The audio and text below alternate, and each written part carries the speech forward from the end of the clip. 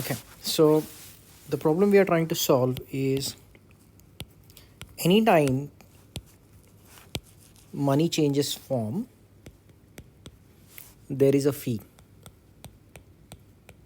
So first is when somebody sends us fiat and we try to transfer it to USDT, there is a conversion fee, and like we have to pay somebody for putting the money on chain. And then when this USDT is deployed on any smart contract like OTL, Comp, Uniswap, etc., there's a gas fee. Okay.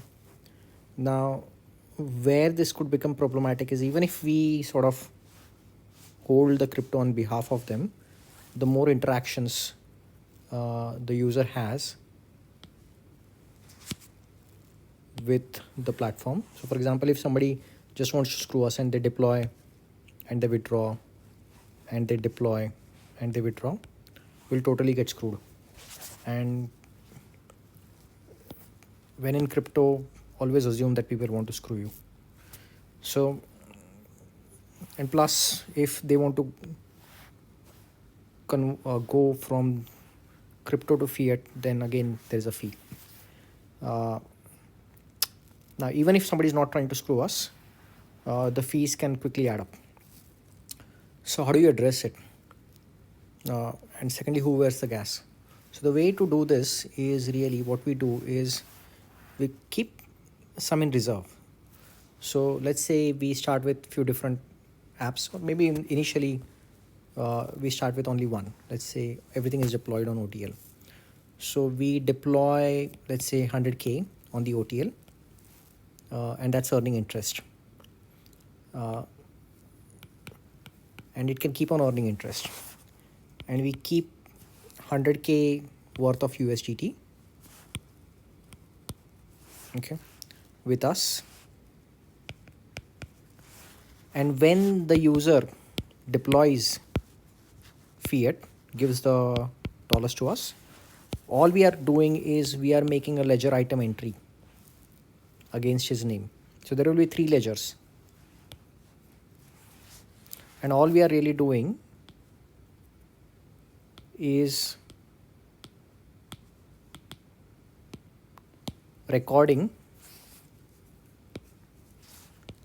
how much a user holds.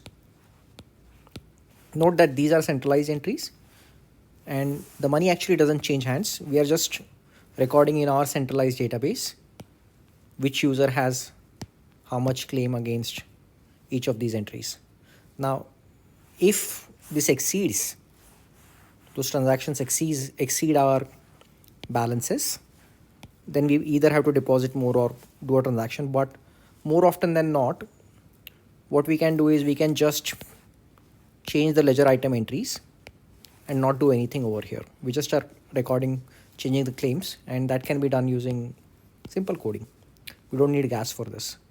We're just using our centralized system and just recording, okay, out of this 100K which is deployed, 10K belongs to certain user. And if he withdraws, then we are just adjusting this. But the actual deployment is not really changing unless this 100K is exceeded. And this limits can be exceeded, increased on our side. And that is a very simple solution which will address a lot of gas issues. It will make the system very fast, very user friendly. We need to do some of the liquidity thing, but I don't think that's going to be a terrible problem. So that's that. Thanks.